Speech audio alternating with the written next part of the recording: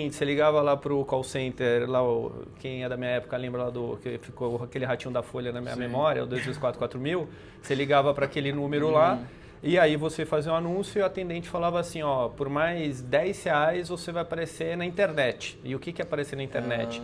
Era aquelas 3 linhas aparecerem lá. Só que poucas pessoas sabem que esses anúncios, quando chegavam no jornal, como é que funcionava? Ou você ligava para a Folha, ou para o Estadão, enfim, ou para os jornais locais, ou você ligava para uma agência que mandava o anúncio para alguém lá do jornal para publicar aquele anúncio lá. E aí, quanto mais a gente vai chegando, né, no canteiro, mais a gente ainda está falando de um ambiente com pouca tecnologia já instalada, por todos os desafios que tem, né? Um ambiente que espelhe tecnologia, né? É difícil ter tecnologia no canteiro, não é um ambiente que abraça tecnologia, porque a mão de obra que tem ali muitas vezes não está adaptada a trabalhar com tecnologia. Exato. Você tem dificuldades de ter equipamentos, né? Sinal de internet de qualidade, questão de segurança, não são sempre entraves para o uso de tecnologia.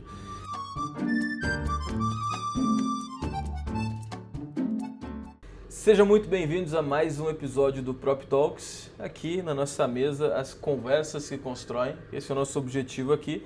O tema hoje dessa conversa que constrói aqui, é nós falarmos sobre todas as eras da tecnologia no mercado imobiliário. Se você pensa que o mercado imobiliário foi tomado por um movimento de tecnologia, você está enganado. A gente teve vários movimentos de tecnologia que fizeram o nosso mercado estar neste momento agora, atual. E tem muita coisa legal para vir. E comigo aqui nessa mesa sempre ele, Sir Gustavo Zanotto. Lembrando, Gustavo Zanotto, antes de você falar aqui, é que o intuito nosso do Prop Talks é fazer com que você que está aí ouvindo a gente, que é do mercado imobiliário, você tenha conhecimento, né? Você tenha informação, você tenha atualização, principalmente porque o nosso aqui é um canal de atualização do mercado, o maior canal de atualização e inovação do mercado. Então, nossa ideia é trazer sempre conteúdos com convidados que destinam um pouco do seu tempo, né? Convidados bem-sucedidos do nosso mercado que destinam um pouco do seu tempo para estar aqui trazendo informação para a gente e muitos insights. Então, bem-vindo, Sir Gustavo Zanotto, nessa nova mesa redonda aqui. Mais uma vez, juntos. E vou apresentar aqui quem são os nossos convidados. Para você que pegou essa introdução do Jorge, já sabe. A gente vai trazer um papo que fala de tecnologia e também fala como a tecnologia transformou o mercado imobiliário. E com a gente aqui, para trazer conteúdo para essa conversa, os nossos convidados de hoje aqui nesta mesa são Bruno Loreto. O Bruno é especialista em Venture Capital e inovação no ecossistema de Construtex e PropTex e hoje está à frente da Terracota Ventures. E junto do Bruno, Roberto Nascimento, que dispensa apresentador, mas é um empreendedor serial com mais de 20 anos em desenvolvimento de negócios em empresas PropTechs e Fintechs. Antes ele foi Zap Imóvel, Sua House, Casas e hoje está à frente da Pipe Mob. Sejam muito bem-vindos, meus amigos. Vamos para essa conversa. Obrigado. Aí. Prazer estar aqui com vocês. Obrigado, pessoal. Não sabia o Sir Gustavo, essa é nova. Ele inventa toda hora isso. Toda apresentação tem um adjetivo novo. Pro Zanotto, ele já foi guru do mercado imobiliário, ele não gostou muito. Não. Ele sempre tem um adjetivo novo. E é um prazer estar com vocês aqui nessa conversa, nesse novo formato aqui do Prop Talks, que é um formato que a gente vai conversar sobre o tema, um bate-papo mesmo, como se fosse uma mesa de bar, mas não é uma mesa de bar com água, café e umas coisas de festa infantil que o Zanotto comprou pra gente aqui. E Roberto, prazer de novo estar contigo aqui no Prop Talks, a gente já conversou uma outra oportunidade.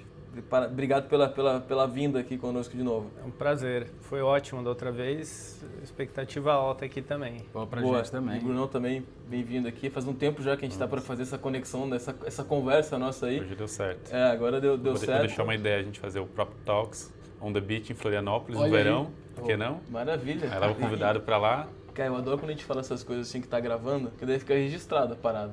Então já tá certo. No verão a gente vai lá, show, vamos pra praia no verão, viu? A gente vai pra praia e vai gravar lá no litoral catarinense. Mas vamos fazer assim, ó, faz a parte 1 aqui, a gente para, dá um hard stop e aí pra eu ir, né? Boa, Senão eu não vou, né? Boa ideia. Depois você voltar da maratona de Valência, você vai lá encontrar com a gente em Fechou. Florianópolis. Então vocês estão vendo aí, a gente já vai ter a parte 1 agora e depois a gente vai fazer a parte 2 dessa conversa. Que Zanotto, a gente vai falar de um tema que a gente gosta muito também, né? Que é falar de eras de inovação tecnológica no nosso mercado. E eu queria começar, lembrando, isso aqui é um bate-papo, tá? A gente vai jogar uma conversa, a gente vai conversar aqui. Na visão de vocês, quando é que a gente começou a usar, não falar usar tecnologia porque os mercados foram usando tecnologia conforme ela foi surgindo, Mas quando é que a gente começou a ter um impacto real assim, no mercado imobiliário com tecnologia? Pô, surgiu os .coms lá, daí foram os primeiros portais. Que momento começou falar de tecnologia no mercado imobiliário, que vocês acham? Vai lá, começa aí. Eu posso falar porque talvez seja mais velho e tenha mais cabelo branco. Ele começou praticamente. Ele trouxe a tecnologia para o mercado. Mas até contar uma história, né? Antes de se chamar Zap, chamava Planeta Imóvel. Então a gente começou, praticamente foi em janeiro de 2000, na época das .com, né? Antes do estouro da bolha, né? Que foi mais ou menos abril, maio de 2000. E nessa época a gente se espelhou numa empresa dos Estados Unidos que chamava Home Store, que era a empresa que foi criada pela NAR, a National Association of Realtors, né, que hoje, se não me engano, eles têm ainda um portal que chama Homes, mas perdeu muito mercado aí para o grupo Zillow, né? Claro. E aí a gente teve a ideia de montar um classificados online. Até então, os classificados, né, dos jornais, lembrando, né, o termo, né, classificados vem porque você classificava em A, B, C, D, né? As pessoas não lembram que você classifica, meio ordenação, né? Então, o que eles faziam? Eles refletiam um anúncio de linha na web quando começou a internet no Brasil. Então, as páginas amarelas, né? Não era nem páginas amarelas, era basicamente o seguinte, você ligava lá pro call center, lá quem é da minha época lembra lá que ficou aquele ratinho da Folha na minha memória, o 2244000, você ligava para aquele número lá, e aí você fazia um anúncio e o atendente falava assim, ó, por mais R$10 você vai aparecer na internet. E o que é aparecer na internet? Era aquelas 3 linhas aparecerem lá. Só que poucas pessoas sabem que esses anúncios, quando chegavam no jornal, como é que funcionava? Ou você ligava para a Folha, ou para o Estadão, enfim, ou para os jornais locais, ou você ligava para uma agência que mandava o anúncio para alguém lá do jornal para publicar aquele anúncio lá. E aí, quando começou os portais, aí, em especial a Home Store, aí voltando a Home Store, o que estava começando na internet? Ter sites estruturados com banco de dados. Então não era simplesmente o reflexo do jornal na internet. Começou a estruturar como se vê hoje no Zap. Tipo apartamento, subtipo, cobertura, ter a descrição do imóvel, ter um campo para dormitórios, outro para suítes, outro para vagas, enfim, todo isso é um banco de dados estruturado. E a pessoa poderia filtrar de acordo com esses filtros, né, que hoje todo mundo sabe. Como é que a gente fez isso? Porque as imobiliárias não tinham sistema, eles tinham famosos ficheiros, ficheiros físicos, que era onde você colocava o cartãozinho. Quando a gente começou o Planeta Imóvel, a gente ia nas imobiliárias, uma pessoa abria aqueles notebooks que pesavam uns 20 quilos, digitava num Excel ficha a ficha. Nossa, ficava um tempo lá. E a gente lançou, na época, o Planeta Imóvel, se não me engano, com quase 100 mil anúncios. Eu diria que 100% obtidos dessa forma. Digitando o que estava num cartãozinho. Em alguns casos, tinha alguns sistemas na época em Clipper, não sei o quê, que a gente conseguia transformar em estrutura meio de Excel assim, para fazer importação num Microsoft SQL Server, que ninguém sabia o que era, né? E aí a gente conseguia colocar numa busca. Então, assim, minha percepção aí, história longa, né? Mas só para dar contexto, eu acho que a tecnologia começou aí, e aí nessa época no Planeta Imóvel, eu diria que a gente desenvolveu o primeiro CRM que chamava Top de Vendas. A gente foi pouco original porque o sistema da Home Store era Top Producer, e aí a gente fez um copy-paste, né? Copycat. Chamava Top de Vendas, e aí a gente fez isso para justamente não ter que ficar digitando no Excel. Bom. Então aí as imobiliárias começaram a ter um sisteminha, a Coelhos, o nosso sistema, isso a Lopes. Isso 2000. 2000, né? 2000 mesmo. Cara, eu sou dessa época, porque quando eu vim para o imobiliário, eu usei Planeta Imóvel demais. Eu não cheguei a comentar na primeira conversa que a gente teve, mas eu lá em Campinas, na construtora que a gente trabalhava pequenininha, eu comprava Planeta Imóvel, comprava os classificados do Estadão e tal. Então, eu sou dessa época. Então, isso é um tempo que agora, Bruno, a gente enxerga o seguinte, né? Pela introdução que o Roberto trouxe, a gente estava lá nas páginas de jornais, a gente veio para a primeira onda de evolução da tecnologia, quando a gente enxerga que era possível ter os primeiros CRMs, os primeiros portais, todo esse arcabouço de tecnologia que ficava na máquina do usuário, não estava, de certa forma, 100% dentro da rede. Perfeito. E quando a gente olha para o tijolo, areia e cimento, em 2024, que a gente está aqui hoje, gravando essa conversa aqui, o que a gente enxerga, Bruno, pelo lado da pessoa que está mirando investimento? Vamos fazer um recorte aí dos últimos 20 anos, traz para a gente assim, a sua visão dos últimos 20 anos, o que tem mexido com o tijolo, areia e cimento, o que a tecnologia trouxe de benefício para isso? De fato, essas ondas, né, elas, quando começam, geralmente têm ciclos mais longos e depois, na medida que a tecnologia vai evoluindo e a exponencialidade vai encurtando muitas vezes esses ciclos de transformação, né? Então, essa época que o Roberto descreve, né, a primeira geração também dos softwares, né? A maioria dos softwares nasceram nos anos 90, anos 2000. Na época nem se falava em software, falava em programa. Né? Você comprava um programa, né? Não era um programador, era um garoto de programa que fazia um software. Então o mundo vai mudando. E de fato a gente viu uma evolução no primeiro momento com software de gestão, CRM, software para projeto. Essa geração de software de projeto foi onde começou a chegar mais perto do ambiente da obra, e começou a dar um pouco mais de visibilidade para as deficiências de projeto e para você corrigir coisas antes de ir para a execução. Depois veio a onda do BIM, né, que começou lá nos anos 2000 e os softwares foram evoluindo, mas até hoje ainda é algo em adoção.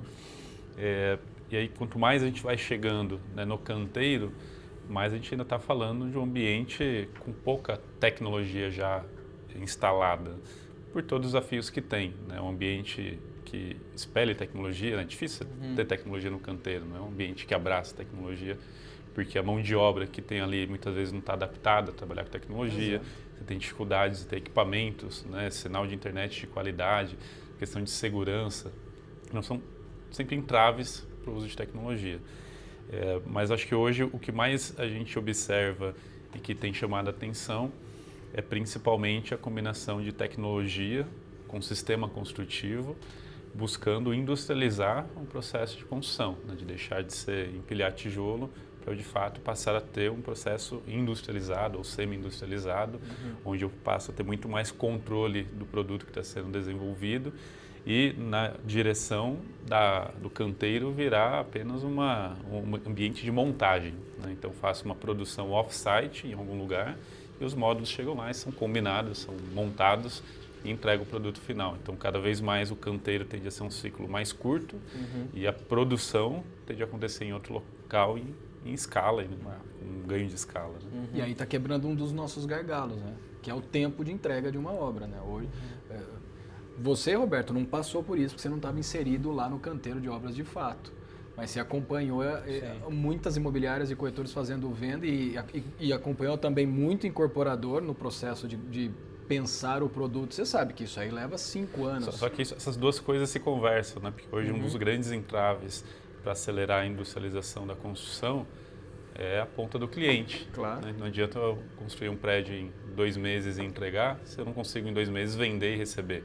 Tem isso. E aí como é que eu trabalho? Então eu preciso de um financiamento diferente, eu preciso ter uma eficiência de venda. Então isso mexe com tudo, né? Então as duas pontas têm que evoluir para você conseguir de fato usar a tecnologia e suas inovações em plenitude. Perfeito. Se for ver, a gente está falando de 24 anos atrás, né, quando começou a ser implantado os primeiros sistemas.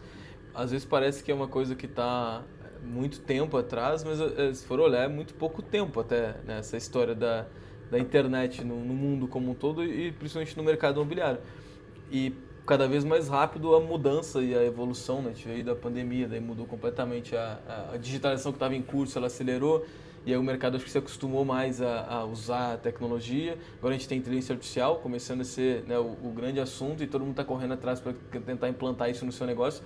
Mas uma coisa que eu vejo é que, uma percepção minha, assim, eu não estava lá nos anos 2000 no mercado imobiliário, nos anos 2000 estava com 8 anos de idade. Olha aí. Estava jogando futebol no Inter lá. Rapazinho.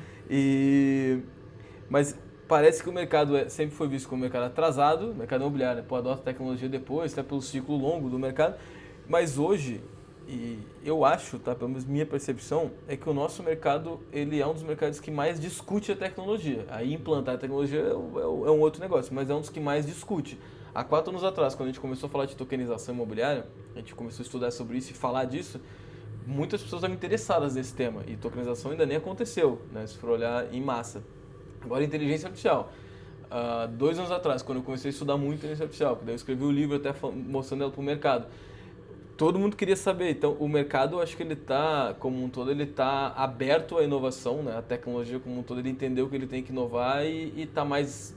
A gente está discutindo mais, a gente não é mais atrasado, pelo menos o que eu tenho visto. Mas discutir uma coisa, aplicar aí é outra. Então, dentro da história, né, do tempo dessas eras, vocês também têm essa percepção de que o mercado está mais aberto, muito mais open, né? Open innovation ali para a tecnologia. Bruno, por exemplo, está à frente de muitas empresas que estão inovando e fazendo essa conexão entre o tradicional e o inovador, né? Essa conversa ela já é uma conversa muito mais... Não precisa explicar muito, né? Já Mas vamos trazer o podcast anterior, Roberto, porque você deu o start nisso, né?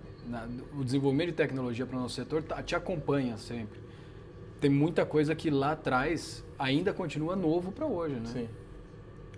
O que eu acho assim, talvez o divisor de águas foi a questão do acesso à internet, né? Então, nessa época que eu falei, só para fechar as dificuldades, era assim, você tinha dificuldade de trazer oferta para disponibilizar para as pessoas. Uhum.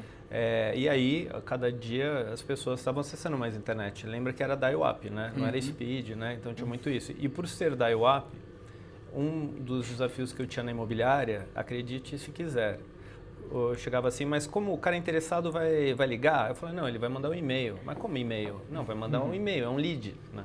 Falava lead, ninguém sabia que era lead. Não, vai chegar por e-mail. Mas espera aí, eu vou ter que aumentar o meu plano de horas? Pô, isso aqui vai custar mais caro que eu tô imaginando, não sei o que, vai custar mais R$40. Na época, R$40 seria tipo R$200 a mais por mês para receber lead. E as pessoas não dá para desligar o e-mail, a pessoa só ligar, como acontece no jornal, achando que o jornal é a verdade, assim, né? É o melhor, não sei o quê. Então a gente foi quebrando aos poucos e tem algumas coisas que eu acho que existe até hoje, aí falando dos portais, né? Que eu vivi talvez, eu acho que 12 anos da minha vida, que até hoje, que eu converso bastante, né, com o Grupo LX lá, que tem isso ainda, né? Quando geram uma ligação numa imobiliária, as pessoas não sabem quantificar. Na época, eu estou falando lá atrás, a gente eu fiz um programa que hoje é super fácil, né? Que todo mundo tem, hoje tem Twilio que faz isso automaticamente, mas eu peguei meus 20 maiores clientes e eu paguei um número e fazia passar ligação para demonstrar que a gente gerava ligação, porque meus clientes falavam, não, vocês não geram ligação, porque tem a recepcionista que pergunta, né? E a gente fez um negócio, isso eu estou falando em 2005, que falava assim, essa ligação foi gerada pelo Planeta Imóvel. E o cara que ligava falava assim, aguarde enquanto anunciante vai ser, e eu gravava a ligação. Então, assim, eu acho que isso ainda existe hoje, né? Essa questão do controle, porque hoje ainda se tornou mais omnichannel, hoje chega via WhatsApp e tudo, mas o que eu acho que movimentou a transformação, para mim, foi o iPhone, assim, né? Assim, do BlackBerry para o iPhone, que aí eu acho que todo mundo cada vez mais começou a usar a internet na mão, né? Não no BlackBerry, né? Mas no iPhone, e aí teve evolução aí, né? Do 3G, 4G, 5G. Eu acho que isso, né? Eu acho que é o que eu falo hoje, né? Assim, qualquer pessoa hoje acessa a internet, né? WhatsApp, não sei o quê. Então, essa barreira não existe mais. Então, eu acho que isso, eu acho que acelerou muito. E a pandemia, né, apesar de ter sido muito ruim, né, muitas pessoas morreram aí, quebrou, né, no nosso mercado muitos paradigmas, né? O negócio de assinar contrato eletronicamente, né? Sim. Então, enfim, eu acho que isso foi quebrando um pouco a questão e enfim, aí eu acho que a gente acelerou a evolução. Eu entrei no mercado em 2008, né, no mercado de software. E a gente lançou, na época, o primeiro software de gestão na nuvem. E aí a gente vendia, né, o produto e o cara pedia, preciso do CD para instalar. Não precisa, é só acessar esse link. Não, mas como assim? Não, isso não é seguro, eu não quero isso aí não, porque estão roubando o banco, estão invadindo o site, eu quero no meu servidor. Aí a gente teve que dar um passo atrás e entregar o software de gestão na nuvem no CD para ele instalar no servidor dele. Você imagina isso? E aí, vários casos, pegava fogo no servidor, numa almoxarifada onde o cara tinha lá a instalação dele, ele não tinha backup, aí nos ligava, putz, que você pode me ajudar? Tinha que estar na nuvem. Hoje não existe mais discussão, você não sabe mais onde está o software instalado do aplicativo, não existe, né? Então, o Roberto falou, o mercado vai evoluindo e crenças vão sendo derrubadas, né? Mas, de fato, nessa evolução, eu entendo que o mercado imobiliário ele está na vida de todo mundo, né? De certa maneira, se você for ver, é uma das indústrias que tem um pouco da característica de, assim como o futebol e política, todo mundo tem uma opinião sobre mercado imobiliário, né? Todo mundo acha que sabe como comprar bem, como ganhar dinheiro, o que é melhor. Então, todo mundo tem opinião. Então, de alguma forma, discutir inovação está presente na vida das pessoas, porque inovação vem disso, né? Vem de troca de ideias, vem de possibilidades. Mas implementar, aí é outra coisa. E nesse sentido, o que eu vejo é que o mercado imobiliário ele é a maior classe de ativos do mundo, é um mercado gigante, está na vida de todo mundo, mas de fato ele é o segundo mais atrasado em adoção de tecnologia, porque a sua configuração estrutural, né, não incentiva mudanças rápidas. Tudo é longo, né? Você vai lançar um empreendimento, é um ciclo de até 10 anos, dependendo do caso. Em loteamento, então, às vezes até mais. Dependendo do que você quer inovar, você precisa pensar isso no início do projeto, terminar a entrega, o cara está usando, para ter o feedback, para ver se aquilo está funcionando, para você retroalimentar, né, a ideia e melhorar e evoluir. É difícil, né? É diferente de, às vezes no varejo, você tem uma ideia, quer fazer uma inovação, você já testa hoje, você já impactou tua receita, você já viu no final do dia o resultado, no dia seguinte você já implementou em todas as unidades e vai embora. Então é outra dinâmica, né? Os ciclos do nosso mercado são muito longos, os tickets são muito altos, então o risco naturalmente é maior, a necessidade de capital é muito grande. Então tudo isso dificulta a inovação ganhar velocidade. E o incorporador não tem escala também. Quando você olha para o incorporador, para ele a grande E não tem repetição, que para mim é um dos grandes não. desafios, né? A gente vê muitas vezes que nessa dinâmica de ciclos de mercado, eu vi vários casos, o cara investiu pesado para adotar o BIM. Aí foi adotar o BIM, passou 3 anos adotando o BIM, aí veio uma crise, mandou todo mundo embora, desmobilizou, reduziu o número de obras. Quando retomou as obras, já não tinha mais a equipe que sabia trabalhar BIM, tinha que investir tudo de novo. Então, a falta de continuidade de repetição dificulta também, às vezes, das inovações se propagarem, né? Até o maior incorporador do Brasil, se for ver, ele é muito pequeno ainda em tamanho de mercado, né? Exato. É difícil ter essa escala, daí é difícil de testar as coisas também. Assim como imobiliária também, né? É difícil tu ver uma imobiliária nacional. A gente tem, né, o caso da Remax aí, que veio de fora até e consegue ter um modelo de negócio mais escalável. A Lopes, né, dominou o mercado por muito tempo. Aí tem lá no sul a Auxiliadora Predial, que é uma outra imobiliária também que cresce, que é cliente, inclusive, da Pipe Mob, né? Todos que você falar não são. Boa. Eu fiz uma propaganda indireta aqui já, né? De pedir dinheiro. Mas consegue escalar um pouco mais. Mas a gente está falando até de uma escala para grandes centros, né? Não daquela escala que tu consegue pulverizar realmente em grandes cidades. Acho que isso também faz com que a gente não consiga testar tantas coisas, né? E falando dessas ondas do mercado, me parece, pensamento aqui, que a gente começou então a tecnologia fazendo produtos tecnológicos, né, para as empresas, né, os portais para ajudar as empresas a anunciarem imóveis. Depois, talvez não seja depois, teve outras ondas no meio tempo, mas depois a gente teve uma outra grande onda que é criação de produtos digitais para o cliente final, né, que teve o Quinto Andar, por exemplo, veio a Loft. E agora me parece que a gente volta a esse B2B2C, assim, que são as empresas de tecnologia, de novo trazendo as empresas tradicionais, mas para atender o cliente final melhor, né? Tipo, eu tentei resumir assim, umas 3 ondas nesses últimos 24 anos. Eu só contribuiria com, talvez, não sei onde é que se encaixa isso, né? Mas o mercado, separando aí mercado secundário e mercado primário, olhando a parte de vendas, o mercado primário, eu diria assim, talvez antes de, sei lá, 2002, 2003, se eu não me engano, somente a Cirela, que já tinha Seller, tinha uma empresa de vendas. Uma house. E eu acho que só. Eu arrisco dizer que só. Todos os incorporadores, naquela época, tinham incorporadores grandes, mas não tão grandes como são hoje, ou como você vê, né? Acho que hoje, quantas 8 ou 9 empresas listadas, incorporadoras, não sei o número exato, mas deve ser por volta disso daí. E na época tinha a Gafisa, que eu não sei se sabe da história, mas a Patrimóvel no Rio e a Lopes em São Paulo foram as houses da Gomes de Almeida Fernandes. Tem uma história aí que fica pro parte 2. Boa. E aí eu acho que quando começou a internet, os incorporadores começaram a querer apostar em mídia online para atrair, vender. E aí eles viram que as imobiliárias tradicionais, né, que normalmente eles faziam anúncio no jornal, e esse anúncio no jornal, via de regra, levava para o plantão, sempre, e aí no plantão tinha a roleta lá, né, então normalmente era isso que acontecia. E quando começou a internet, as imobiliárias começaram a ver, pô, peraí, eu estou colocando aqui X mil reais aqui, isso aqui está gerando tantos contatos, eu não estou entendendo o que está acontecendo com esses contatos, deixa eu criar um grupeto aqui para atender esses leads. E aí as houses começaram a surgir, as imobiliárias começaram a se profissionalizar.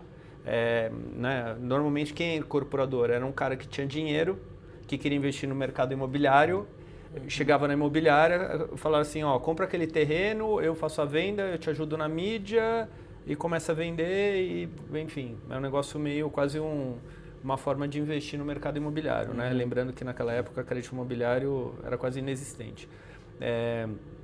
Então, eu acho, só agregando aí, eu acho que teve uma fase que aconteceu, em especial no Brasil, que as incorporadoras começaram a se profissionalizar com áreas de inteligência de mercado, com área de vendas, criando as suas próprias houses, e hoje, eu diria assim, boa parte dos grandes incorporadores, talvez aí 70%, 80% das vendas é da sua própria equipe. Eu acho que isso foi uma mudança grande, que eu acho que no final foi a tecnologia que trouxe. Vou trazer um dado para isso, que assim, eu não sei, o Bruno deve ter um dado até mais atualizado hoje por conta da sua relação da Terracota com o desenvolvimento de tech, olhando para essas nossas verticais de prop e Constro, né? Mas lá, Roberto, na Tecnisa, em 2011, nós fechamos o ano e nós vimos que de 100% do faturamento da empresa, 42% era dedicado à equipe que eu fazia parte, que era a equipe de e-business. 42% do faturamento estava no e-business. E era um momento de mercado que a gente tinha ali perto de, sei lá, em 2011, 2010, a gente tinha perto de uns 100 milhões de usuários de internet no Brasil. Mais ou menos isso. E quando começou esse movimento, a cultura da Tecnisa em utilizar a tecnologia, e foi criando os corretores online e tudo mais, começou com 20 milhões de usuários. Ou seja, o salto que você deu ali no ano de 2003, 2004 para 2014 e agora a gente está em 2024. Hoje eu sei que, depois de ter passado por lá e saído de lá, 3, 4 anos depois, esse número só aumentava. Então o que eu recebo hoje é o seguinte, esse número aqui para nós é mágico. Eu não sei como é que está hoje isso, se melhorou, se não melhorou, mas é o que a gente estava conversando aqui, né, Loreto? Todo mundo só se preocupa com a transação, mas ninguém se preocupa com o processo completo, né? O que acontece é que sempre é uma combinação de pessoas, tecnologia e processo, né? Só que dá trabalho, né? Dá trabalho trabalhar ao lado de pessoas, dá trabalho trabalhar ao lado de processos, dá trabalho e custa contratar tecnologia. Então, muito do desafio está em quem realmente quer sujar a mão de graxa para fazer isso acontecer. E aí o que acabou surgindo, acho que de um fenômeno de 10 anos para cá, é essa onda das startups, né? Que muitas dessas startups, o que elas fazem é tentar empacotar soluções que tornam mais plug and play essa combinação, né, de tecnologia, processo e pessoas simplificado. Então a gente começou a ver soluções cada vez mais certeiras, né? Então lá atrás o cara comprava um RP e queria que ele resolvesse tudo. E era um grande projeto de implantação, uma grande complexidade. Nessa última década começou a surgir o software que resolve o problema do cronograma, o software que resolve o problema da qualificação do lead, o software que resolve o problema, né, da compatibilidade do BIM. Mais pontual. E aí a implantação fica mais simples, o processo fica mais enxuto, tem menos pessoas envolvidas e isso vai permitindo também evoluir. Mas é sempre um efeito sanfona, o mercado abre e fecha, porque depois que você começa a contratar essas soluções, ninguém quer lidar com 30 fornecedores de tecnologia.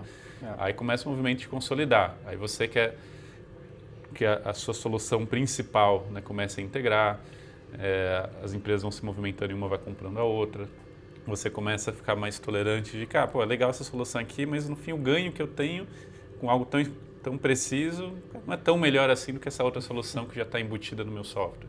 E aí você começa a separar o joio do trigo, né, do que são as soluções que de fato vão perpetuar, né, e resolver problemas must-have, naquilo que é legal, bacana, mas não vai sustentar uma grande empresa de crescimento de longo prazo, né? Mas isso é fundamental para a gente ver essas adoções, né, crescerem no ambiente, né, do mercado imobiliário. E eu adicionaria aí também, dentro do que o Roberto estava falando, que tem um lado também da formação dos profissionais, né? Então, se você queria ser incorporador, né, 40, 50 anos atrás, onde você aprendia a ser incorporador? Não tinha, né? Todo mundo vinha da onde? Da escola de engenharia, né, em geral. A escola de engenharia não ensina vendas. A escola de engenharia não ensina novos negócios. Onde você aprendia isso? Aprendia na prática, errando, fazendo com o mercado. Hoje você já tem, né, profissionais que chegam ao mercado mais especializados, mais experientes, com mais informação e acesso ao benchmark. Você tem cursos mais específicos para cada uma dessas áreas do ciclo da incorporação. Você tem, especialmente nas empresas familiares, uma nova geração que vem com formação internacional, que vem com outra cabeça. E isso tudo influencia em pensar o negócio de uma maneira diferente também. Então, o cara que fez um MBA em Harvard, ele não vai vir aqui para fazer mais do mesmo. Exato. Né? Ele vai pensar, não, pô, como é que eu penso o melhor uso que eu dou para esse terreno, como é que eu antecipo o que eu posso fazer lá na frente, com o que está acontecendo em Nova York, com agregar mais experiência e serviço para gerar mais monetização de longo prazo, para talvez ter um patrimônio para a família por 50 anos, ao invés de vender e ganhar só agora. Enfim, é outra cabeça, né? Então, tudo isso também acho que a gente tem que levar em consideração, a formação das pessoas envolvidas. Né? Faz parte dessa evolução como um todo, que a gente estava falando da própria internet, né? A evolução das empresas, das pessoas. Agora, você me falou da parte de educação, agora a gente tem essa era dos creators também, né? Que o incorporador, às vezes, que consegue ter um sucesso ali no seu lançamento, já pode virar um professor de outros incorporadores de uma estratégia que ele fez e que deu certo. A gente sabe que tem muita coisa nesse mundo da internet também que é muito mais uma estratégia de marketing, mas tem muita gente boa que está entrando nesse mundo da educação, né, da educação do mercado. Isso traz uma nova geração de negócios imobiliários também. Esse efeito dos influenciadores, a gente nem sabe ainda qual que vai ser o final, a consequência disso tudo. O começo tudo. Dessa onda, né? Mas eu consigo visualizar que hoje um Neymar, né, se ele quiser no PPT lançar um empreendimento, ele lança. Não precisa ter terreno, não precisa ter nada. Ele lança lá, vai ter fila de espera e a gente já vai pagar para botar o nome na frente. Depois que ele já tem tudo vendido, aí ele vai ver onde ele vai comprar, onde vai construir, dá para fazer. Então, qual que é o efeito que isso vai ter no médio prazo no mercado? A gente não sabe, né? A gente está começando a ver isso agora. A gente vê como o corretor foi empoderado, né, nesse movimento, tirou o poder da imobiliária. Hoje o corretor ele tem acesso a catálogo de produto para vender, ele tem condição de gerar aos próprios clientes, ele tem uma influência muito grande até em outros corretores. Muitos não querem mais estar associado a uma empresa, pode trabalhar sozinho. Então tudo isso vai acontecendo e vai se misturando. Até as empresas de tecnologia passaram por isso do PPT, né? Muita startup só vendia o PPT e depois ela, agora está comprada, agora eu vou ver o que eu vou fazer da vida. Pipe Mob foi assim, né? Pipe Mob não, porque a gente, eu acho que o Bruno é autoridade para falar nisso, né? Mas eu acho que o ano que tinha dinheiro disponível aí foi 2018, né? De 18 a 20 e 21, né? Foi esse ciclo. 18, acho que 2021 foi o boom. Teve um hype aí, teve um exagero, acho que, né, tem tudo a ver com a economia, né? O custo do dinheiro tava barato, né? Na verdade, ninguém tá pagando muitos juros, então as pessoas arriscavam mais aí. Mas mudou completamente, né? Então, é como o Bruno falou, né? Você pegar o preço de uma ação é assim, né? Então, a mesma coisa falando de tecnologia, né? Teve o ano 2000, teve a bolha, e aí todo mundo, né? isso o negócio Correr acabou, fora. acabou. Só que aí tem quem resiste, né? E aí continua a caminhada. Eu acho que 18, 19, teve quem passou essa fase e continuou, tá aí, né? Agora, e eu acho que os fundos também, né? Dá uma cutucada aqui, já. Teve uma certa culpa, né? Porque eles tinham dinheiro, eles tinham que investir e, obviamente, a régua baixa, né? Claro. Então, aí acabou financiando vários projetos aí para... Se for ver, é o mesmo fenômeno que aconteceu no mercado imobiliário, Exato. né? Naquela janela de IPO que Exato. várias empresas abriram e se capitalizaram, Exatamente todas igual. fizeram bobagem. Exatamente igual. Mesma Tem coisa. muita pujança, né? Então, exato. Então foi que aconteceu. Foi meio assim, não tinha tanta demanda para tanto dinheiro para o mercado. No final foi isso. E agora então vamos pegar essa nova fase que a gente está vivendo do mercado imobiliário, tanto na tradicional. Eu acho que na real o que a gente está fazendo agora é uma convergência muito grande, em todos os mercados, uma convergência muito grande dessas duas realidades, né? A realidade digital, a realidade física, tá tudo meio que convergindo para uma parada só. E acho que é difícil, ainda existe, claro, até porque o nosso Brasil é gigantesco, ainda existe o tradicional mesmo e o inovador, mas cada vez mais a gente tem essa convergência de inovação e tradicional se juntando, né? Então a gente pegando uma nova era que está vindo, se desenhando, a gente não tem tanta pujança de investimento para as novas empresas, tem que ser um projeto bom, um projeto que pare de pé e que tenha uma boa tese, beleza? Então a gente tem esse momento agora que as empresas que surgem não são mais startups de PPT, são startups que têm uma tese realmente importante. A gente tem as empresas tradicionais abraçando mais a tecnologia pelo momento, falando, tem que inovar no meu negócio. Tem várias tendências acontecendo agora no mercado também, convergência de outros mercados entrando no mercado imobiliário, mercado financeiro cada vez mais dentro do mercado imobiliário, mercado de moda, de luxo cada vez mais no mercado imobiliário, né? Essa salada aqui que está acontecendo. Como nós aqui, né, imaginamos vamos imaginar que a gente está numa nova era agora. Que era essa? Como é que é essa era agora do mercado imobiliário? Excelente. A gente recentemente até anunciou o movimento que a gente está fazendo na Terracota de passar a também investir em ativos imobiliários. Né? Perfeito. E tem muito a ver com isso que você perguntou. O que é o nosso olhar hoje de como desenvolver um negócio no mercado imobiliário de uma forma atual? Você tem que pensar uma tríade entre o produto imobiliário, o ativo imobiliário, qual que é a estrutura de capital mais inteligente para você trazer capital para o ativo imobiliário e para o teu negócio, e onde que entra o papel da tecnologia para potencializar tudo isso.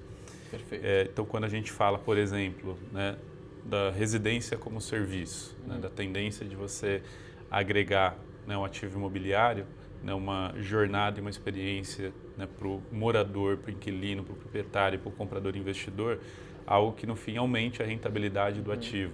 Você está falando de uma série de coisas aqui. Você está falando de pensar o produto imobiliário de uma maneira diferente. Como as esse amenidades prédio que a gente tá, que vão ter nesse prédio, que tem nesse prédio aqui, é diferente se for um condomínio padrão residencial só para morador. Você tem que pensar como é que eu trabalho a jornada que potencializa a locação desse cara. Então, o que é o produto que o cara gosta de alugar, que aluga melhor, que valoriza um produto para short stay ou para uma locação de média e longa estadia, para aí de novo ele ganhar uma rentabilidade maior. Vou fazer um produto para vender no varejo, né, unidade a unidade, ou será que eu faço um prédio como esse aqui e vendo para um grande player como a Greystar, que vai operar o prédio inteiro e ser dono do prédio inteiro? Então são variações de modelos, né, que é isso, eu entender onde que entra a tecnologia, onde que entra o produto, o ativo imobiliário, com qual estrutura de capital. Que é o que a gente fala de saber combinar o opco e o propco. Né? O opco é a operação, o propco o ativo. Tem um estudo do professor de Oxford que ele mostra o seguinte: nos últimos 20 anos mudou muito a alocação do portfólio de investidores institucionais, né? Especialmente na Europa e Estados Unidos. Então, 20 anos atrás, se você olhasse um portfólio típico de um grande fundo como uma Blackstone, uma Brookfield ou qualquer outro, esses caras tinham majoritariamente uma alocação de uns 40% em escritório, uns 40% em shoppings, varejo, alguma coisa de logística, e residencial era 2%, 3%. E aí tinha uma categoria lá de outros que também era irrisória. Hoje, outros já representa praticamente 15%, residencial também já representa mais de 10%, escritório caiu drasticamente, varejo caiu, ou seja, você começa a ter outras variações, né, de tipos de ativos imobiliários e negócios imobiliários atraindo investidores institucionais. que geralmente começa assim, né, dos grandes movimentos, dos grandes investidores, e vai se propagando para o mercado do médio e pequeno incorporador e empreendedor imobiliário. Perfeito. Até só um gancho, essas mudanças de formato é legal porque se a gente vê as notícias, né? Agora a Brookfield anunciou que comprou 4 ou 5 prédios da Planta, né, que faz retrofit de prédios no centro de São Paulo e já está expandindo para outras regiões, que é um modelo de negócio relativamente novo, né? Apesar de falar retrofit, que é ajeitar de um prédio antigo, mas é um modelo novo que está crescendo pra caramba no Brasil em vários lugares. Num outro modelo novo, que é o modelo multifamily, né, para o Brasil, né, que é o modelo desse prédio que a gente está aqui agora, a gente está gravando no Aira, né, o prédio da Greystar, e um outro modelo novo e é um fundo entrando, né, para ser dono das unidades todas, que é um modelo também relativamente novo no E que a inovação, né? às vezes, é adaptar algo novo para o teu local, né? Exato. Mas se você vai para Nova York, é um mercado já estabelecido. Lá já tem um player que compra um prédio de alguém que já é dono, melhora esse prédio, renegocia os contratos, aluga melhor, depois vende para um outro fundo que não quer ter esse trabalho, já quer o prédio performando. E tem toda uma indústria de fornecimento para fazer um retrofit de qualidade.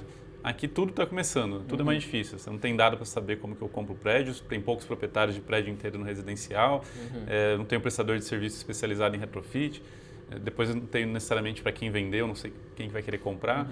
Então tudo, naturalmente, dá mais trabalho, mas tem mais espaço para você capturar Mas me valor. parece aí que a gente está falando coisas muito distintas aqui, porque quando você olha para mercados mais maduros, você vai para os Estados Unidos, mercado mais maduro, tanto métodos construtivos, materiais construtivos, tudo para eles já é algo que para nós vai ser totalmente novo. Para eles já é algo assim, é fácil de dominar o tema, porque eles já fazem isso há algum tempo. Aqui a gente está se acostumando a fazer.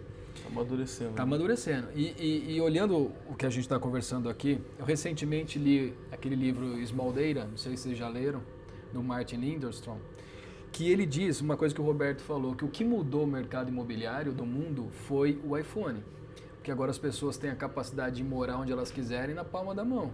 Porque elas escolhem, fecham um negócio, vão, se estabelecem e assim elas vão trocando e aqui no smartphone ela vai pedindo toda a conexão de serviço que o empreendimento tem que dar para ela. E por outro lado, quando a gente olha para o incorporador, né? Vamos falar da indústria da incorporação, ainda é um negócio muito artesanal, a gente ainda está empilhando tijolo, areia e cimento, vai continuar fazendo isso por algum tempo, até que o mercado imobiliário do Brasil assuma que as novas metodologias construtivas ajudam a performar melhor, a entregar produtos mais rápido, produtos de melhor qualidade, inclusive.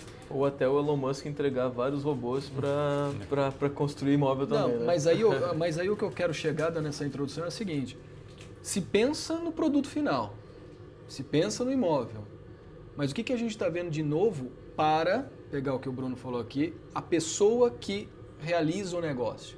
A pessoa que realiza o negócio que eu digo, Roberto, pode ser o teu corretor, a tua imobiliária que está ali plugada em você, é uma pessoa que realiza o negócio. Eu não vi nada ainda que você pode dizer assim, cara, isso aqui mudou para esses caras. E também a pessoa que está na obra. Esse a gente já enxerga algumas mudanças. O Bruno já trouxe alguns exemplos. Mas quando a gente olha para imobiliário e corretor, não estou vendo nada de impacto ainda. Eu acho que é até interessante porque assim... eu vou comer bolacha. Quando vocês começam a falar assim do investidor, do mercado primário, tudo, para mim é quase... Não que eu não conheça, né? Mas é quase grego para mim, assim, né? Porque é um mercado que, apesar de eu conhecer o mercado primário, é um negócio ali do lado do bastidor, que é a construção, essa parte aqui, eu tenho muito pouco conhecimento, mas, obviamente, eu acho que se você for olhar como se construiu uma obra, sei lá, há 40 anos atrás e hoje, com certeza, eu acho que hoje é muito mais eficiente do que lá atrás. O meu pai chegou a ter uma distribuidora de ferro e aço em São Paulo, uma das maiores, se não foi a maior. Então, a minha conexão com o mercado imobiliário era com construtora, Legal. porque ele tinha um depósito na Berrini, não sei o quê, e eu lembro dos nomes, como de Almeida Fernandes, Tecnisa já existia, não sei o quê. Então, eu lembro disso. E eu lembro que na minha época, eu tinha 16, 17, 18 anos, eu começava a ver dos ferros dobrados. Eu falava para meu pai, mas por que você não entrega dobrado? Não, isso daí, o nosso negócio é meio comércio, meu pai falava, né? É entregar o vergalhão inteiro. E hoje, não se vê nenhuma obra, o ferro já vem pronto ali, Claro. ou já vem tudo pronto. Então, monstro. assim, eu estou falando década de 90, entendeu? Sim. Isso daí começou na década de 90 a transformar. Então, meus 2 centavos aqui para o que vocês estão falando é com relação a isso. Agora, o mundo que eu vivo aí, fazendo um comentário sobre a questão de inovação, eu separaria assim, eu acho que da mesma forma que os jornais eles foram o principal meio de divulgar e gerar lead, vamos falar assim, por mais de 100 anos, né, quase um monopólio ali dos jornais, mudou quando a internet chegou. Hoje até está tendo aquele evento lá do Property Portal Watch, né? Portal Watch lá do Simon Baker, Sim. até em Barcelona esse ano eu não fui. Mas se discute muito isso, olha, os portais, né, as tecnologias dos portais, não sei o quê. E eu já fui umas 4, 5 edições. E o que eu vejo é que, por causa do comportamento das pessoas na hora de comprar imóvel, da mesma forma que houve um shift das pessoas que estavam buscando no jornal, né, comprava o jornal para saber onde comprar, saber qual que era o lançamento, e as pessoas migrarem para os portais, hoje... É óbvio, o universo, né, de toda a população do Brasil ali acessa lá as propriedades do Grupo LX, lá o LX, o Zap, o Viva Real, enfim. Mas eu acho que elas acabam acessando o Instagram do corretor, acabam olhando outras alternativas, principalmente aí nas redes sociais, para interagir com esse mercado que é uma coisa recente, você parar para pensar, Claro. né? Há 10 anos atrás ninguém pensava nisso, né? Então hoje eu acho que as pessoas estão fazendo o shift e no evento do Simon Baker, que eu lembro que eu fui no ano passado, se juntar todos os grandes portais, né? O Rightmove na Inglaterra, a Idealista, o Zap, não sei o quê, meio estagnou assim em termos de audiência, assim, e eventualmente já começa a ter uma tendência assim de leve e baixa. Eu acredito que vai surgir alguma outra coisa, né? Não sei dizer o que é, mas eu acho que alguma coisa deva vir, né? Eventualmente com uma nova tecnologia como o iPhone trouxe, eu acho que é normal ter essas mudanças aí. O que eu acho que está acontecendo aí, então na parte de atração, né? De gente querendo Mas comprar. além da rede social, tu acha? Uma camada tecnológica diferente? Eu não sei, é uma maneira diferente das pessoas buscarem imóvel, enfim, não sei. Né? Eu acho que é normal, com certeza alguma coisa vai vir. Né? Assim, não Porque tem hoje como... meio que até o TikTok virou um canal de busca absurdo, né? Então, eu acho que essas transformações ninguém consegue prever, né? Mas é normal que alguma coisa, eu acho que assim, como quando começa a estagnar uma maneira, né? Alguma outra coisa Preenche deva espaço, vir, né? deva vir. Normal, boa. Então, assim, eu acho que é um ponto, não sei dizer o que é, mas eu acho que a tendência aí no mundo, eu acho que isso daí, se olhar o Zillow lá, não cresce mais, né? Então, enfim, então eu acho que é na questão da originação de como as pessoas buscam, isso é um tema. Agora, o que eu acho que vem na rebarba aí, justamente pela questão de... aí, né, eu também trabalhei na Lopes, tudo, então no começo, quando a gente fazia as pessoas querendo usar o sistema, a pessoa não era digital, né? Ela era uma pessoa que estava entrando nesse negócio digital. Eu acredito que hoje boa parte dos corretores que entraram para a profissão nos últimos anos, você não tem que explicar como responde um e-mail. Não. Né? Assim, a pessoa pode não escrever bem.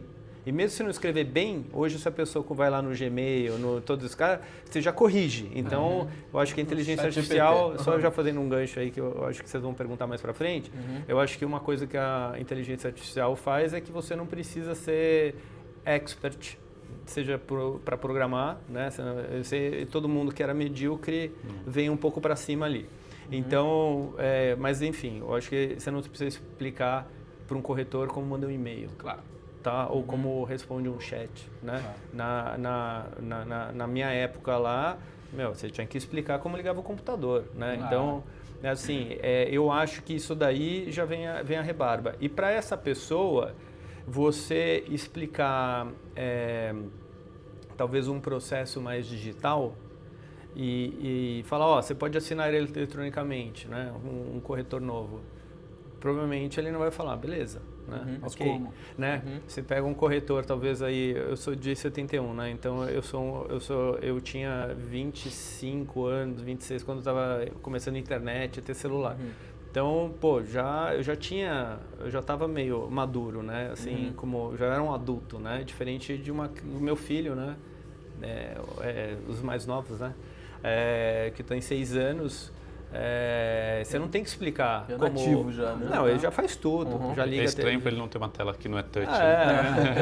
Exato. Então, o que eu acho que acontece aí é que as mudanças que hoje com inteligência artificial, em termos de processo digitalizado, tudo, né? Mesmo numa obra, você não precisa, mesmo uma pessoa que lá empilha tijolo ou coloca cimento, esse cara tem um celular digital, entendeu? Ele chama Uber, ele pede iFood, entendeu? Então você não é um negócio que você fala, ó, tem um sistema aqui, você tem que colocar quando chegar a carreta com ferro, você tem que lançar. Você não tem que treinar o cara em datilografia.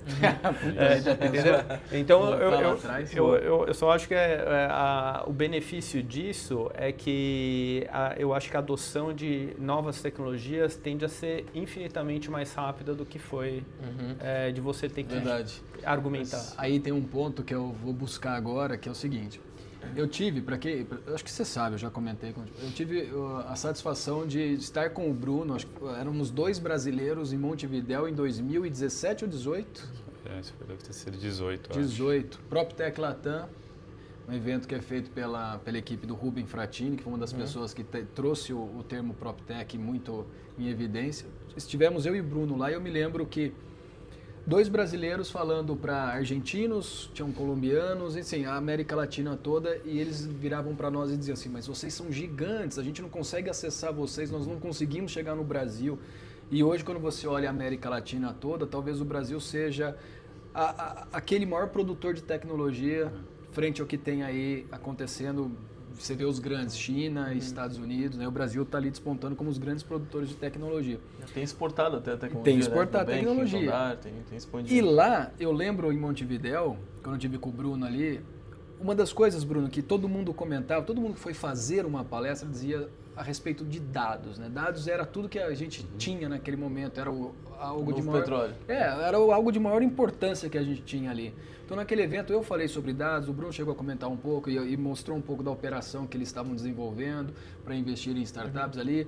Outros ali foram falar sobre dados. Um arquiteto muito legal falou que os dados estavam ajudando eles a não pensarem mais o modelo artesanal de construção.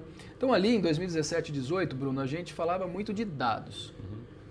Hoje, 2024, Roberto trouxe um recorte aqui, estamos falando de inteligência artificial há pelo menos 2 anos. Qual que vai ser o próximo tema aí? Só antes desculpa interromper, Bruno, só um gancho sobre o que o Roberto falou, antes que eu perca, estava falando desses novos canais de aquisição. Final de semana, agora essa semana passei por uma experiência muito legal, que a gente cunhou um termo começou a falar dos imob influencers, né? Que são esses corretores e esses atores do mercado. Quando você fala, eu vou comer bolacha. Os alunos estão imob influencer também. E aí a gente... Não, nós somos imob influencer, a gente é comunicador do mercado. Fala logo. Os outros não gostam de ser o imob influencer. E tem que fazer mais vídeo dele, né, show, sendo influencer. Aí eu achei um negócio curioso, que eu fui para um evento em São Luís do Maranhão. Também eventos imobiliários começaram, né, agora a pulverizar, tem muito evento imobiliário. E aí um evento imobiliário realizado por um corretor de imóveis, que tem uma imobiliária. E assim, falei para os donos hoje, foi um dos melhores eventos que eu já participei do mercado imobiliário, em relação à organização, à estrutura, experiência, lá em São Luís do Maranhão. E todos os palestrantes do mercado imobiliário, eu era o único que não era um corretor de fato ali atuante, né, por mais que eu seja corretor de origem, mas não atuo mais no mercado. Todos eram corretores bem posicionados. Aí depois teve uma super experiência só por esses palestrantes corretores, a gente foi lá para os Lençóis Maranhenses. E aí eu estava medindo o alcance de todos eles, estou introduzindo, conceituando. O alcance de todos eles nas redes sociais da semana, no mês ali que o Instagram mostra, né, o número de visualizações. Eu sou meio de todo mundo, enquanto o meu, que não tenho muitos seguidores, mas tem um alcance legal. Cara, deu mais de 20 milhões de visualizações nos últimos 30 dias. Então você vê, ali numa casa com um pouco mais ou menos 10 pessoas estavam ali, né, de influenciadores imobiliários, pouco mais de 10 pessoas somadas tinham, acho que quase 30 milhões de visualizações nos últimos 30 dias. olha o poder desse novo canal de vendas também, né? Você tem um corretor que daqui a pouco... E aí você imagina, a gente estava ali numa Casa Lençóis, o nome desse lugar é super legal, depois vocês pesquisem aí. Todo mundo fez o seu conteúdo nessa casa. Então essa casa de uma hora para outra estava exposta para 30 milhões de pessoas, digamos assim. Muita coisa. Porque 10 corretores bem posicionados estavam lá. Então, eu acho que essa onda de mudança, né, de portal, de anúncio e tal, as redes sociais trouxeram esse empoderamento e o corretor de imóveis, eu tenho falado muito isso, a gente fala nas palestras, ele além de ser um corretor, agora ele virou um canal de venda também. Sim. Né? Que é esse canal de aquisição novo que vem pelas redes sociais. Um canal de mídia, né? Um canal de mídia. Talvez não seja ele o vendedor, que aí incorporadores a gente fala assim, pô, vamos trazer um corretor para uma estratégia aqui. O corretor fala, mas esse corretor ele não vende. Falo, pô, mas não, ele não precisa vender, velho. Ele é um canal de venda. Outros corretores seguem ele. Peraí. Então, peraí. Dados, inteligência artificial, seria o corretor de imóveis, então, a nova frente, o novo status? Eu queria contribuir com essa discussão, que é uma coisa que eu falo que tem a ver com lead, né? Uhum.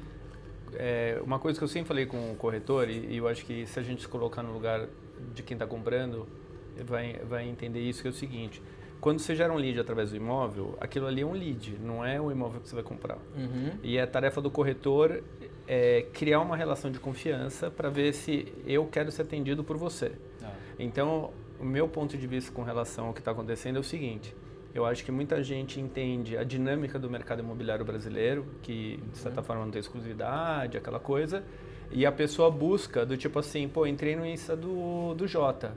Pô, bacana aqui, ó, o cara é bom. Uhum. Pô, o cara tá me passando confiança. Então eu crio uma relação de confiança com você e aí você passa a roleta, né? Uhum. Entendeu? Então, vários corretores já entenderam isso, porque eu acho que é uma coisa importante que assim, da mesma forma que você entra lá no site de viagens, para não citar o nome aqui, né? E você entra lá no rating, e aí você vê lá o rating hoje de todos esses booking da vida aí, você consegue ver, famílias, não sei o quê. Pô, quem está avaliando é um cara que tem família igual a minha, não solteiro, não um cara, entendeu?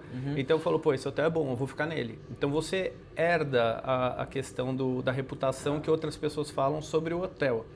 E eu acho que a mídia social acaba sendo um atalho para algo que eu digo que é um pouco polêmico, que eu acho que assim, o corretor ruim se esconde atrás da roleta.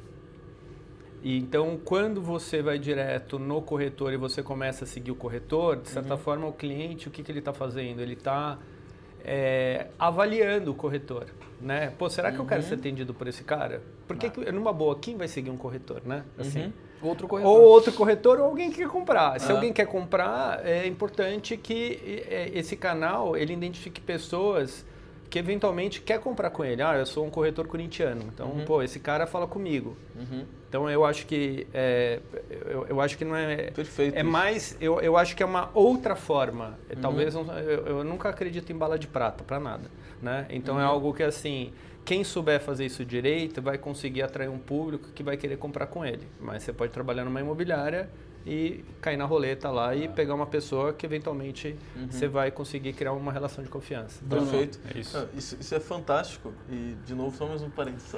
Só mais um parênteses, a gente já vai. Desisto. Não, só um parênteses. Tá no fim já. Não, calma, já vai. Eu quero entender do Tem a Bruno parte que dois. eu... Não, mas antes, só mais um parênteses sobre isso, que é legal, porque muito corretor nos segue, nos acompanha e tem essa dúvida, tipo, beleza, eu vou fazer conteúdo lá. Mas aí você tocou num ponto que pra mim, aí esse é o corte aqui, um dos cortes que a gente tem, porque o porquê fazer conteúdo, como fazer, e porquê até mesmo daqui a pouco uma startup, uma incorporadora, tem que ter esse corretor perto para ser tipo o seu garoto propaganda, que é o que está acontecendo muito agora, né? Mas entendeu o porquê disso? Saiu, acho que ano passado, ano retrasado, no IMA, eles divulgaram uma pesquisa lá, o IMA, para quem não sabe, dos maiores eventos do mercado imobiliário dos Estados Unidos, uma pesquisa que eles fizeram uma avaliação entre os top producers lá, e aí, se eu não me engano, analisaram como é que eles anunciavam, como é que eles se comunicavam, contando todas as mídias. Lá não era tão mídia social. E aí mostraram que a maioria dos corretores que mais vendiam, que mais tinham resultado, eram os corretores que tinham uma conexão, os seus anúncios eram muito mais sobre o lifestyle deles, digamos assim, foi mais ou menos o que eles denominaram lá, do que anúncio de imóveis somente. E aí isso vai com o que tu falou, porque o corretor que mostra o seu dia a dia, o seu lifestyle, né, junto com os imóveis, também não é só lifestyle, ele tem essa conexão inicial que o cliente que vai num plantão demora para criar com o corretor, ele cria com esse corretor porque está fazendo alguma coisa parecida. Aí eu vou dar um exemplo muito básico. Tem um corretor que estava comigo lá, o Neto Imóveis. Depois você pesquisa aí. O Neto é um cara muito engraçado no mercado, né? Divertido, engraçado porque ele faz uns vídeos divertidos no imóvel. Ele tem uns vídeos característicos dele que ele está andando numa casa e ele cai na piscina.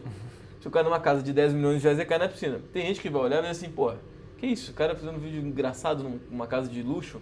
Só que o Neto conecta com o jogador de futebol. É o maior corretor que eu conheço que tem relação com o jogador de futebol. Com o artista. Com o corintiano. Com o corintiano também. Gente. Corintiano também. Então assim, é um cara que conectou com esse público. Então hoje o jogador de futebol que vem para o São Paulo já sabe que, pô, procurar o Neto.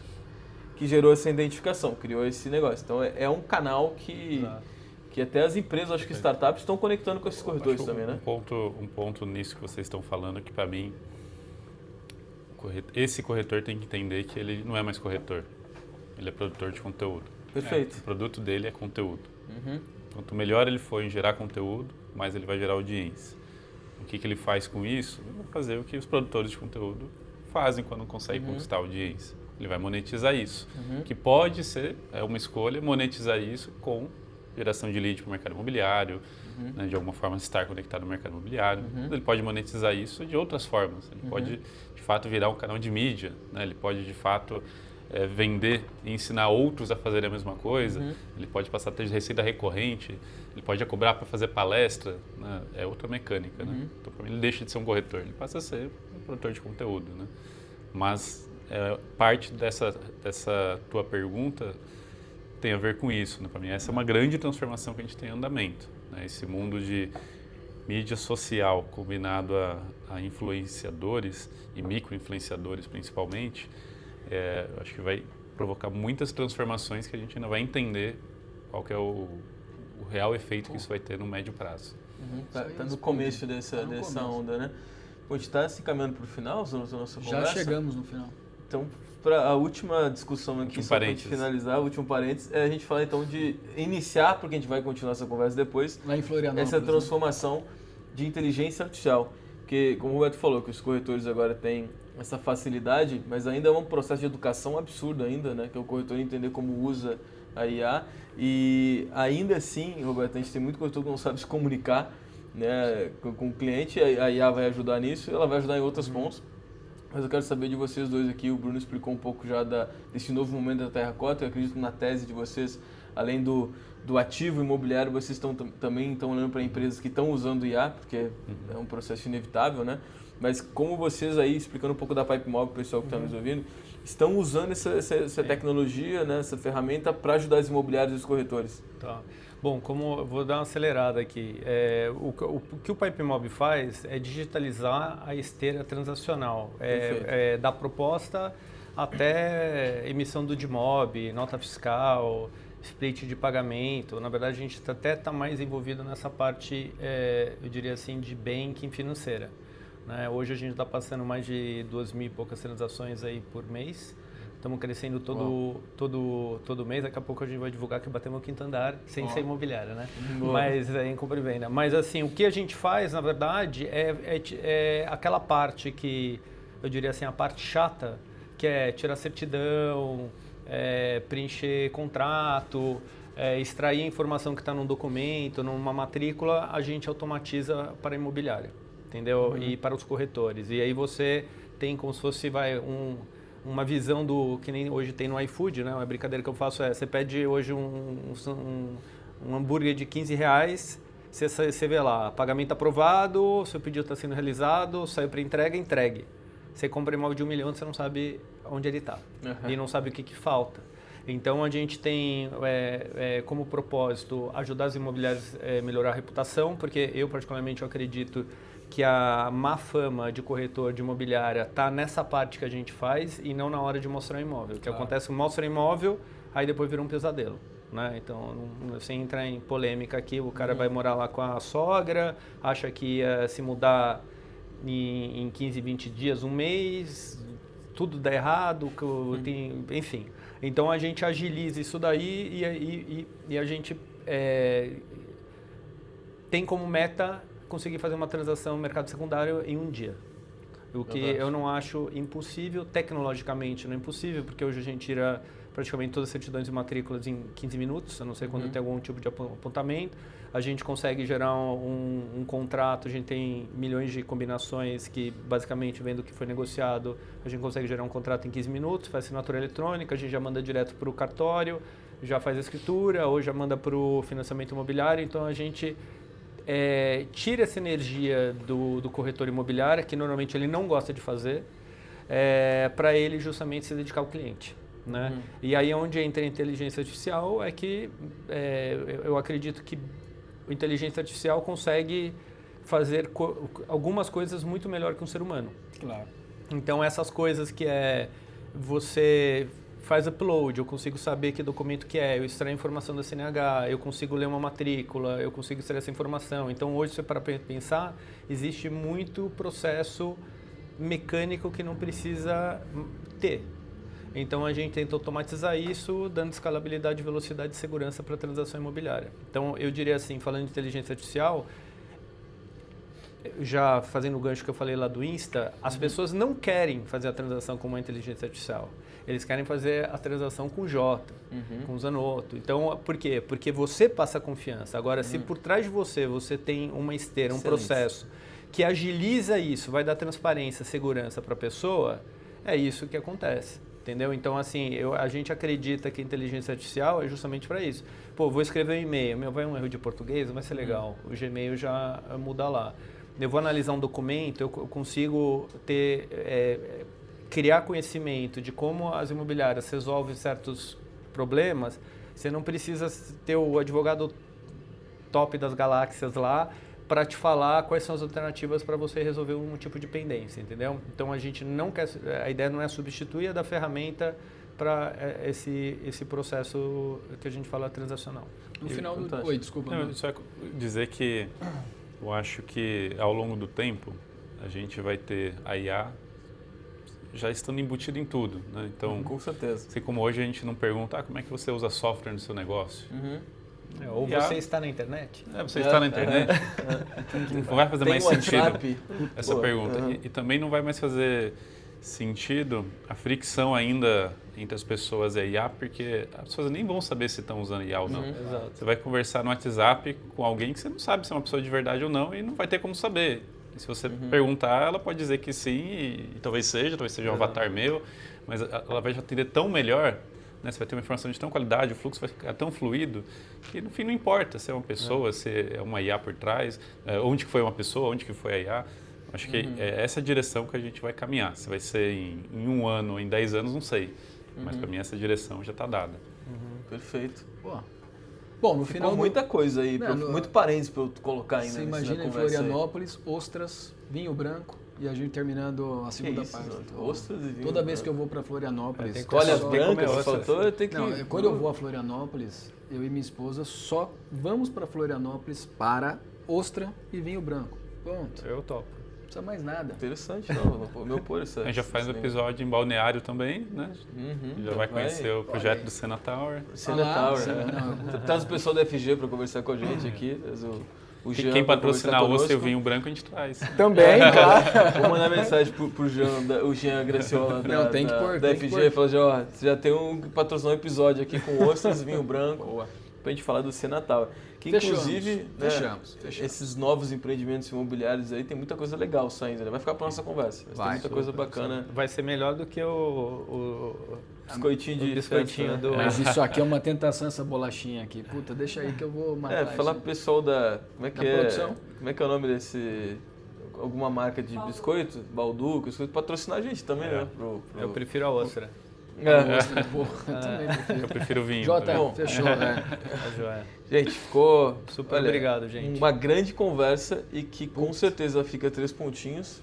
Porque a gente falou que a gente ia falar das eras do mercado, mas a gente pincelou muita coisa e ficou ainda conteúdo... Mas a gente passou por todas as eras. A gente passou daquele momento que era o imóvel, onde o imóvel ele tinha uma conotação, ele tinha uma importância. Depois a gente passou para um desenvolvimento de tecnologia, que a gente pode chamar de uma segunda onda, onde a tecnologia fornecia recursos para o imóvel, e agora a gente está voltando a falar do imóvel aqui de novo como centro das atenções. Como ativo, né? Como ativo, e é onde ele atrai tudo que está em volta dele, porque no final do dia, tudo está dentro do imóvel.